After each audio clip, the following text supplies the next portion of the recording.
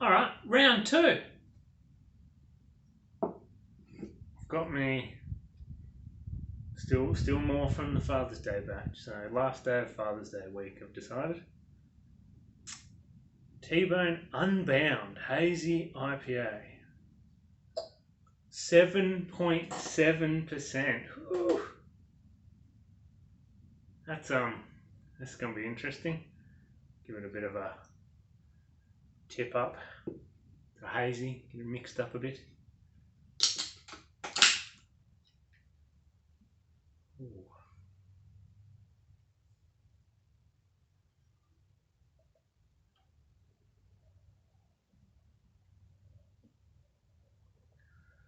I reckon this one's gonna knock my socks off. So there we go.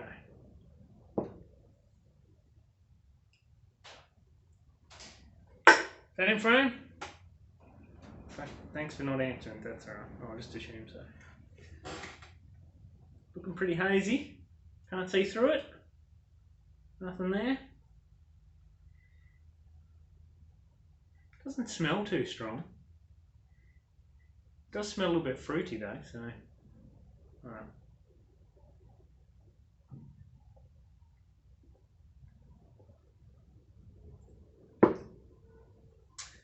Yeah, it's pretty good.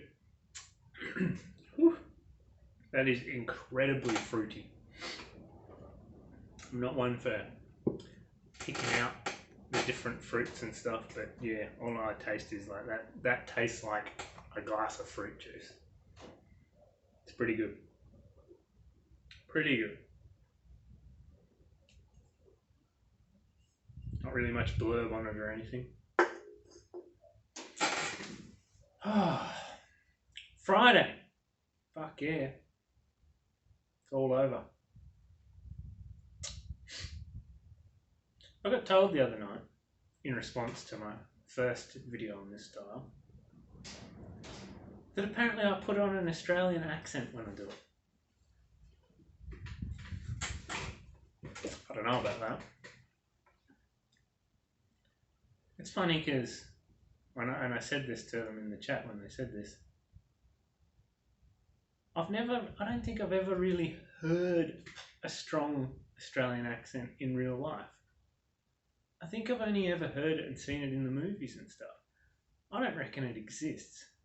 I think it might just be a thing that happens on recordings. I don't know. It's weird. It's such a nice afternoon. That sun is blaring in. I've had to put the roller door halfway down, which is unfortunate. Otherwise, just blinded by the light. I want to be out there in it. It's very nice. Got the chair propped up to keep the roller door half down. The weird balancing thing where put it down just over sort of the halfway or 3/4 point, and it just wants to fall. It won't sort of sit evenly at any point. I'm not sure if it's meant to. I assume not. I don't know. Yeah. Had some mail today. Look at this. Let's turn this into a unboxing, shall we? I only ordered this.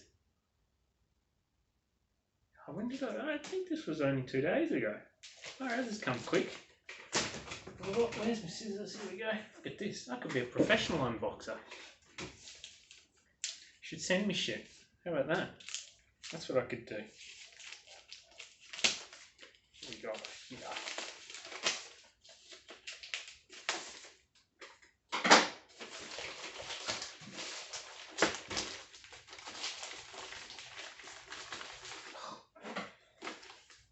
Jeez.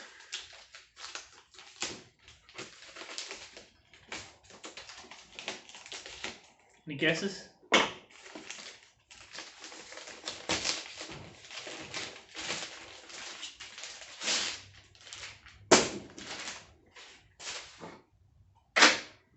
Huzzah. Now I hope they're the right size. Queen excluders. You put that in between two hive boxes and a queen. The workers can squeeze through these little gaps, but the queen's too fat to get through. So it keeps her in one box, so you can be confident that when you harvest your honey or whatever, it's not full of eggs, because she can't get in there to lay. Sort of segments your hive a bit. But I'm hoping, here's a lid, just for size. Like it fits sort of perfectly over that, so I didn't get the wrong size. Hopefully the gaps are the right size, because I know there's two different kinds you can get. Like one's for Asian honeybees or something that I think are slightly smaller, so the queen can get through them, so the gaps are smaller. Those smaller gaps would be too small for European workers, so give her a go. Should be alright. Also, went to Bunnings today at lunch. I've been wanting one of these for ages and just never got off my arse to get one. A shitty little plane. Because I'm not much of a handyman, builder, carpenter. Fruit juice, far out. Fruit juice that's going to knock me upside down. But when I was putting these together, this is the lid. The boxes seem to have come together alright. But this lid, it's wonky and not super square. I didn't think I needed, when building it, to really worry about it being square, because it's got all, like, you know, grooves where it's slotted in, and this all slotted into channels around there, so it was sort of held together. You know, the frame of it was cut to fit together like puzzle pieces, right? So I didn't really think that could get out of whack, so I just sort of, you know, snapped the puzzle pieces together with glue in there and hammered a few nails to sort of keep it while the glue sets, and yeah, didn't think much of it. Whereas it turns out I probably should have like put it on a flat surface after doing that to make sure it's properly square, because at the moment it's got a bit of a rock to it. So when I sit this lid on top of a hive, there's a bit of a gap on one edge. So I've got the planer to plane down the hive bits and flatten it, and in future I won't put hives together on my makeshift table, which is what I filmed this on the other night, which was made out of an old door, an old hollow core door, an internal door that's been sitting out in the weather for 6 months. She's a bit warped and bent, and it's got a huge big dip in the middle of it, but it was a fine work surface, I thought. But, you know, I knew it wasn't flat. I didn't think it needed to be. Turns out that was a mistake. So, But now I've got a planer. Got some real man tools in here. I don't know what I'm doing with it, but I'll work it out. I've seen enough of those woodworking YouTube videos, it can't be that hard, right? I did actually go into depth on a few of them, and they're all like, oh, when you get it, you've got to get like a sheet of glass and some sandpaper and make sure the base of your plane's flat before you use it the first time. And I'm like, fucking hell. I don't know if I super need to do that to get results, but and then apparently there's a big debate in the woodworking community about putting planes down like that. Apparently, oh, that's no good. But then others are like, yeah, that is good, because, you know, you put it down like that, apparently the blade's sticking out the bottom, you'll damage your blade.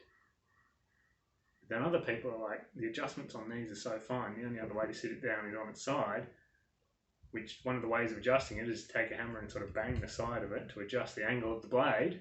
And if you're doing that constantly, you're getting it out of square. So, yeah, apparently a bit of a woodworking debate as to how to sit your planes down. I'll have to work out what way I'm going to go now that I'm a amateur woodworker, turns out.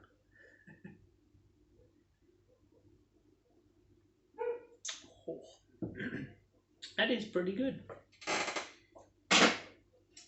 What else have I got to gibber shit about? Can't really think now. Wonder if I'll cut myself on this before I'm done with it. I can feel the oil on it. I don't actually have any, like, I don't even know what you call it, like machine or like just oil, you know, to put on it to protect it when I'm done with it or whatever for storage. One thing I don't have. A tiny little bottle of it that came with my shaver for my head. Assume it's the same stuff.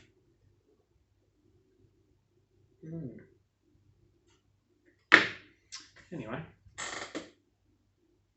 I need more shit to ramble about if I'm going to keep these going, so I suppose that's it.